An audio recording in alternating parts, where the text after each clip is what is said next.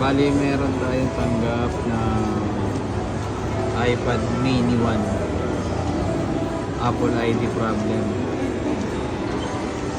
Ayan o. Ngayon, pakita ko sa inyo yung procedure kung paano tanggalin yung Apple ID.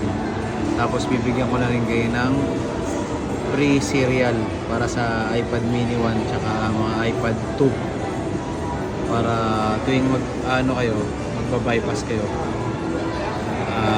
free na lang yung serial, tatanggal. Total remove yun, hindi yun hindi yun bypass lang, pero kailangan meron kayong eye repair. Procedure natin, open natin yung eye repair. Mag-message na lang kayo pag gusto nyo makahingi na serial. Yan, naka-normal mode. So, kailangan yan, DFU mode mo. Press mo yung home button tsaka power. Tapos pag namatay na, wait ka lang. Tapos makikita nyo to, DFU. Kailangan yan, pag DFU connection. Tapos, click DFU mode.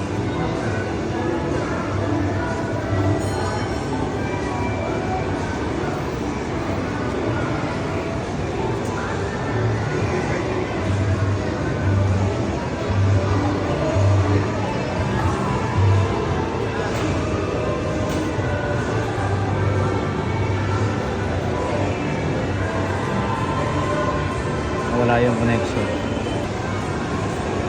Ayan, kailangan mag-purple siya. Lalabas naman dyan purple. Tapos mariread yan. Tapos ilalagay na natin yung serial.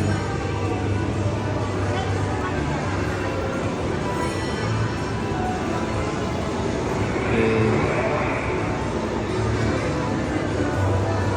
Copy paste natin dito sa serial mode. Tapos write nyo lang to. Nag-write naman siya. Tapos info. Ayan na, bago na yung serial. Tapos exit nyo na lang.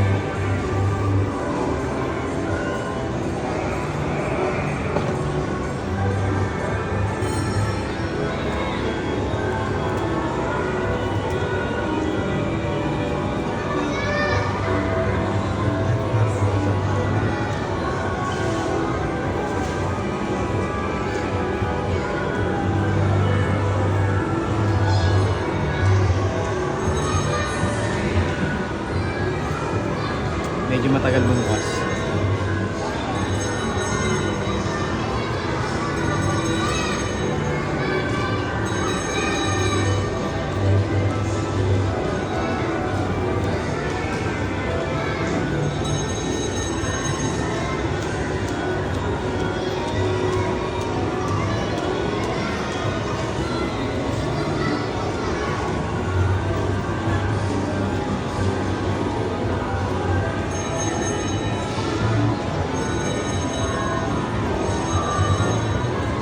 Tapos setup din na lang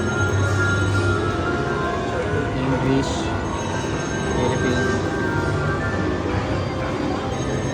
Next nyo, kailangan na-connect sa Wi-Fi.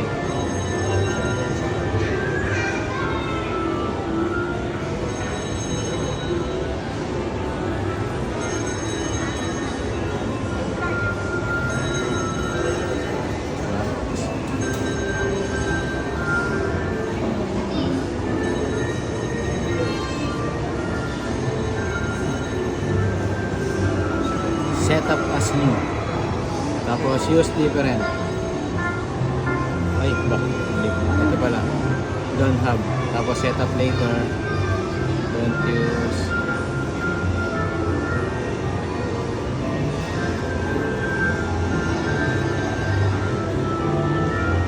Agree. Don't send. Get started. Yan na. Settings. 9.3.5. Bali yung gagana ng Apple ID lang dito is yung mga old Apple ID nyo. Pagka mga bago, gagana naman kaso hindi kayo makapag-download. Much better kung gagamitin nyo yung mga old Apple ID nyo. Tapos punta lang kayo ng purchase pag naka-sign in na kayo.